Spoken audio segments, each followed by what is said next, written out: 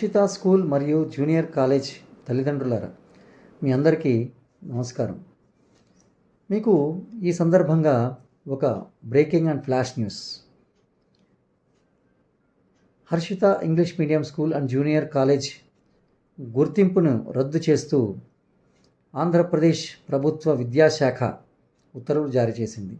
దానికి సంబంధించిన డాక్యుమెంట్స్ మీ ముందు సాక్ష్యాధారాలతో సహా. ఇందులో మాయ లేదు, మర్మం లేదు, మ్యాజిక్ లేదు, అంతా నిజం, సత్యం. సత్యమేవ జయతే అని ఎలుగెత్తి చాటడానికి ఇదొక ఉదాహరణ. ఎందుకు ఇది జరిగిందంటే, నందిగం రాణి మరియు వారి కుటుంబ సభ్యులు ఆర్థిక నేరాల్లో ఇరుక్కొని కోర్టుల చుట్టూ, జైళ్ళ చుట్టూ ఎఫ్ఐఆర్లు నమోదయ్యి పరారీలో తిరుగుతూ విద్యా వ్యవస్థని నడిపించలేక ఆర్థిక నేరాల్లో పాల్పంచుకొని విద్యా సొసైటీకి సంబంధించిన ఫండ్స్ని తప్పుదోవ పట్టించి వేరే దారిలో పెట్టుబడులు పెట్టి వ్యాపార సంస్థల్లో పెట్టుబడులు పెట్టినందుకు గాను సొసైటీ సభ్యులు ఫిర్యాదు మేరకు ఈ ప్రభుత్వ విద్యాశాఖ ఈ చర్యలు తీసుకుంది. అందులో భాగంగా భవిష్యత్తులో ఈ విద్యాసంస్థ నుంచి వెలువడే ఏ డాక్యుమెంటు చెల్లదు.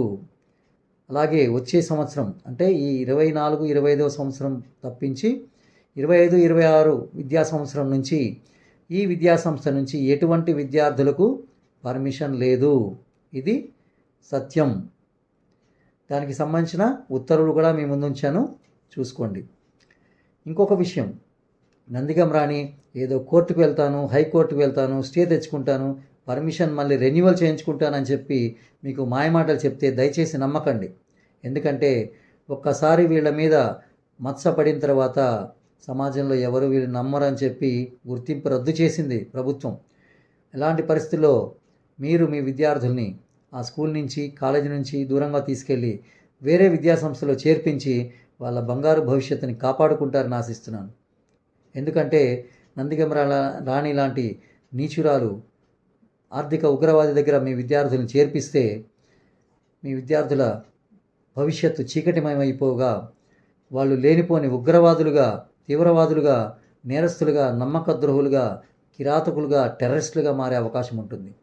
ఎందుకంటే స్వార్థం కోసం, డబ్బు కోసం ఎంత నీచానికైనా దిగజారే ఈ నందిగం రాణి లాంటి వాళ్ళు విద్యా వ్యవస్థకు చీడ పురుగులని చెప్పి విద్యాశాఖ ఈ నిర్ణయం తీసుకొని సత్యాన్ని గెలిపించింది, మా నమ్మకాన్ని గెలిపించింది.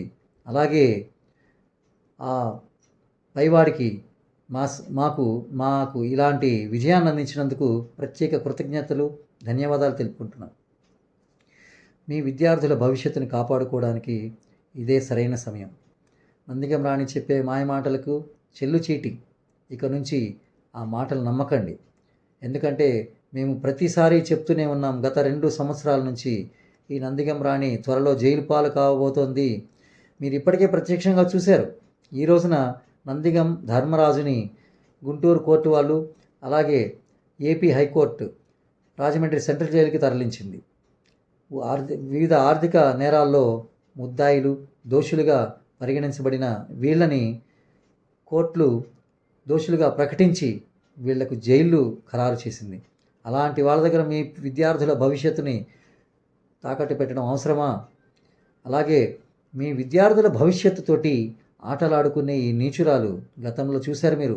సిఐడి అధికారులు నోటీస్ ఇవ్వడానికి వస్తే మీ విద్యార్థుల్ని ఎండల్లో నిలబెట్టి పోలీసులకు వ్యతిరేకంగా నినాదాలు చేయించి వాళ్ళు వెళ్ళిపోయేలాగా భయభ్రాంతులను చేసింది.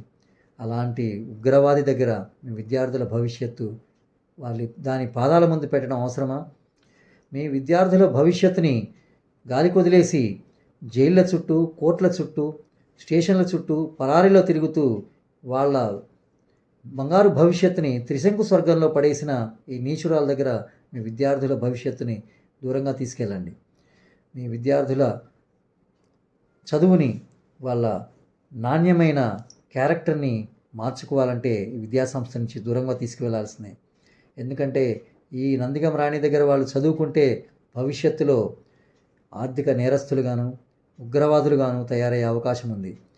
మీ విద్యార్థుల భవిష్యత్తు మీ చేతుల్లోనే ఉంది. తల్లిదండ్రులారా, విజ్ఞతతో ఆలోచించండి, సరైన నిర్ణయం తీసుకోండి.